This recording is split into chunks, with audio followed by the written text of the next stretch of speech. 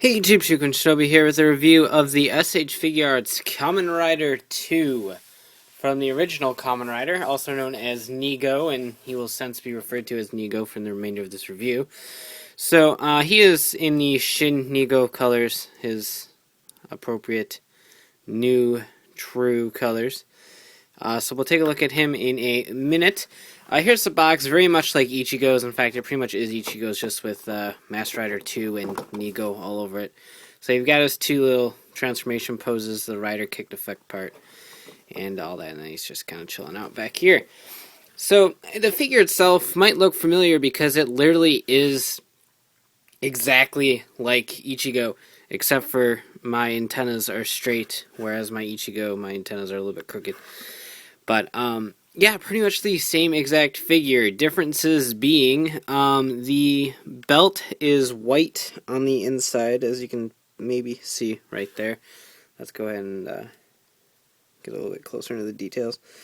White in there, whereas Ichigo's is black.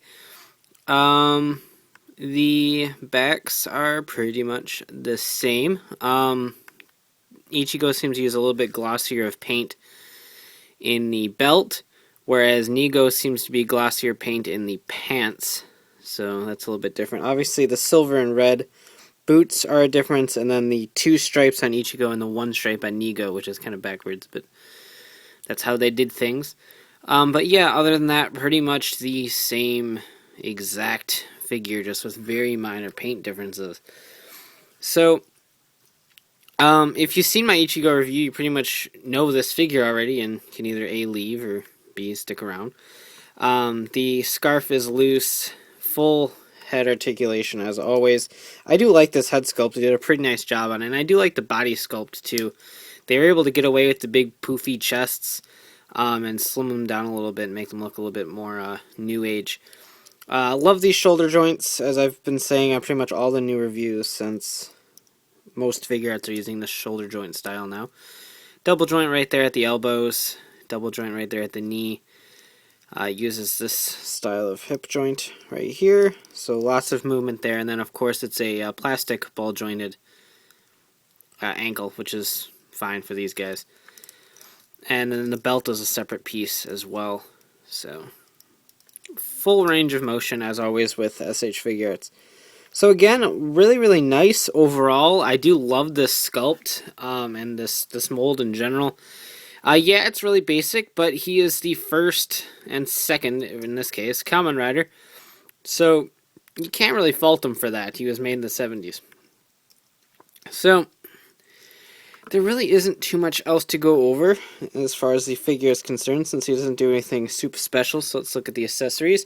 He comes with a blowing in the wind scarf that just hooks onto the ball joint right there.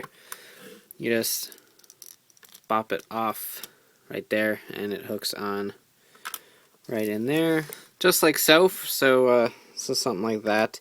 It is a little bit maneuverable on there, so you can kind of tilt it however you would like. Then obviously he has a change of hands. He's got his henshin hands, as I like to call them, for his poses. Then he's got little gropey molester hands. Weapon holding hands, even though he doesn't come with any sort of shocker stick thing to hold like Ichigo did. And then some good old rider chop hands for both the hands, obviously. I was just showing one.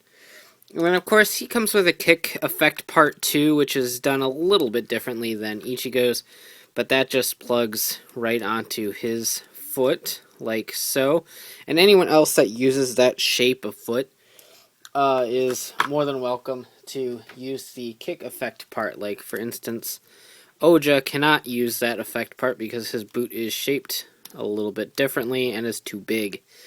But there are some other figures that can probably get away with it, like maybe Deno. Nope, his foot's too big too. So it might only be limited to Ichigo and Nigo that can use these, maybe V3 and the other Showa riders as well. So I'm in debates about whether to go for the fisty transformation pose or the initial transformation pose. So let's go with the fisties, just because that looks pretty neat. So, incredibly simple pose here. Tilt the chest a little bit.